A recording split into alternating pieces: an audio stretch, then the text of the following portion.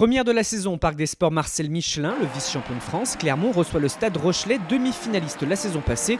Voilà deux formations ambitieuses à l'entame de cette nouvelle saison et qui doivent composer sans bon nombre d'internationaux. Si l'ancien Agenais Jake McIntyre conduira notamment le jeu clermontois à l'absence de Camille Lopez, l'ancien de la maison jaune et bleue Brock James est lui de retour chez les Maritimes après un passage par Bordeaux-Bègles et donne le coup d'envoi d'une rencontre disputée dans des conditions idéales, parfaites, avec même plus de 30 degrés au thermomètre.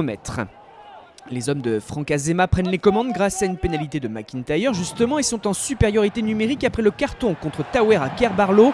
On est dans la continuité d'un ballon volé en touche par Judicaël Cancorier, prise par l'axe avec notamment Isaiah Toeava dans tous les bons coups et des trois quarts qui combinent bien pour jouer le surnombre et permettre à Peter Betham de s'en aller marquer le premier essai de la partie. La SM confirme sa domination et mène ensuite 10-0, toujours grâce à McIntyre au moment où le Stade Rochelais réagit dans la foulée d'un travail de patience. Jean-Charles Orioli sert Pierre Aguillon pour l'essai, validé après la vidéo par Monsieur Descotes qui voulait notamment vérifier qu'il n'y avait pas d'en avant sur cette prise de balle de Jérémy Saint-Zel. La transmission ensuite est bonne également, Brock James transformera.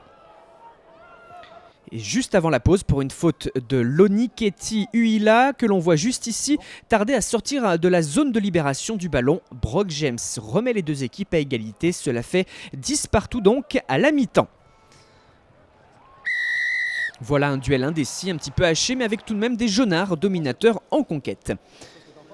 Clermont reprend l'avantage grâce à McIntyre sur pénalité et commence à passer la vitesse supérieure en termes de rythme autour de l'heure de jeu. McIntyre, cette fois dans l'alternance pour viser l'aile droite et Peter Betham qui s'impose face à Arthur Rottière. L'Australien signe le doublé et redonne une petite avance aux siens.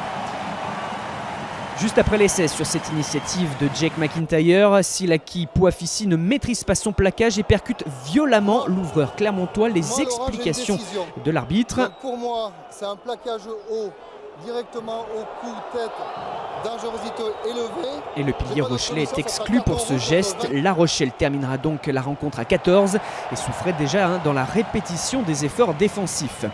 Le jeune Marc Palmier prend ainsi le relais au but et marque ses premiers points en top 14 pour sa grande première.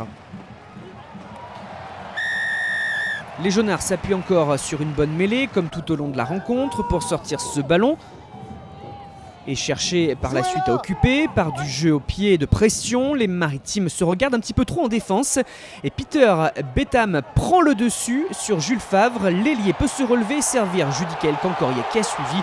Le troisième essai pour l'ASM, insuffisant par contre pour aller décrocher le point de bonus offensif. Cela reste quand même un succès conforté pour les Clermontois. Et pas de dernière possibilité à jouer. Ce score final de 28-10 pour Clermont face à La Rochelle. Un match qui aura basculé en seconde période en faveur d'Auvergnat, globalement dominateur dans tous les compartiments du jeu.